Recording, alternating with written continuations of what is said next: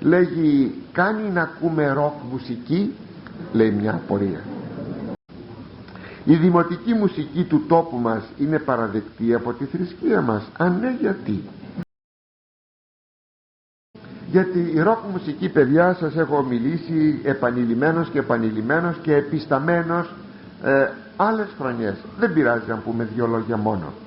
Η ροκ μουσική, πασίγνωστο αυτό, και έχουν γραφεί και ειδικά βιβλία, γι' αυτό έχω ακούσει και εγώ αναλύσεις αισθητικές, θα λέγω μουσικές αναλύσεις γύρω από την μουσική αυτή. Βέβαια είναι η ροκ μουσική και γενικά η jazz εν ευρεία ενία, και δεν είναι καινούρια, και ήταν η λατρεία των ειδόλων, των δαιμονικών δυνάμεων. Γι' αυτό ακριβώς αυτή η μουσική έχει μέσα της το δαιμονικό στοιχείο.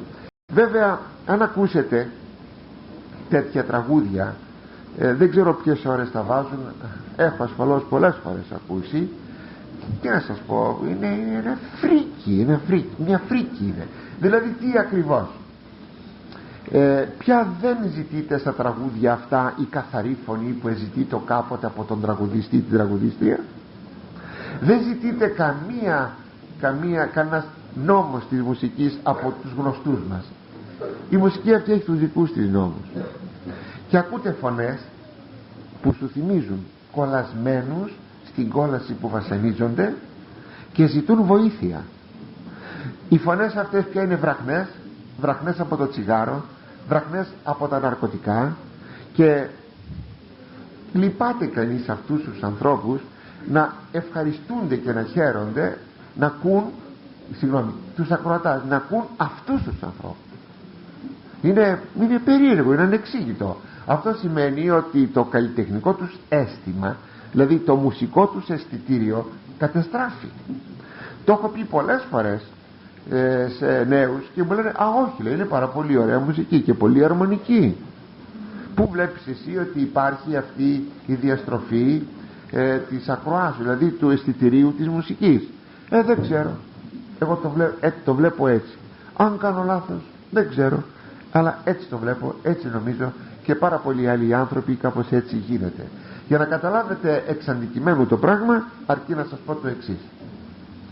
Ξέρετε ότι αν περνάει ένα αεροπλάνο από πάνω και είναι αεριοθούμενο και σπάζει το φράγμα του ήχου, τρομάζουν οι άνθρωποι, τρομάζουν και τα μωρά, τρομάζουν και τα ζώα. Είναι πασίγνωστο αυτό. Άρα λοιπόν οι ήχοι προσβάλλουν την βιολογία του ανθρώπου. Λοιπόν, το πιστεύετε? Έγινε δοκιμή. Έχουν βάλει σε στάβλο με αγελάδες jazz μουσική, ροκ και τα λοιπά, και κόπηκε το γάλα τους.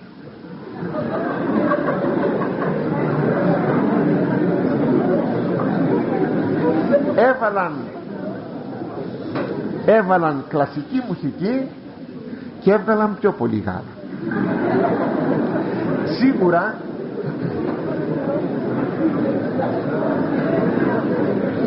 Σίγουρα παιδιά, ο Ορφέας, αν κατέβαινε πάλι στον Άδη για να βρει την ευρυδίκη του, και παίζοντας ωραία μουσική, και έπαιζε ποια μουσική, αλήθεια, έπαιζε ροκ μουσική, σίγουρα θα τον έδιωχναν από εκεί, γιατί τους πάντας θα ανεστάτωνε στον κάτω κόσμο. Αυτή, παιδιά, είναι η μουσική. Αλλά επειδή ακόμη μένει κάτι, να πούμε και τούτο, ότι σας παρακαλώ, εάν έχετε μία συναίσθηση κάποιων πραγμάτων, μην ακούτε αυτή τη μουσική. Ύστερα λέτε, όταν η στίχη είναι καλή, ποιοι είναι καλοί? Όταν μιλάνε, λέει, για τις φιλετικές διακρίσεις, για τα ναρκωτικά, δηλαδή τι, υπέρ, κατά, τι? Και ακόμα μιλάνε για το AIDS. Μα τέτοια πράγματα τα κάναμε τραγούδια? Τόσο ευχάριστα πράγματα είναι τα ναρκωτικά και το AIDS, ώστε να τα κάνουμε τραγούδια? Δεν έχουμε άλλους στίχους να κάνουμε τραγούδια?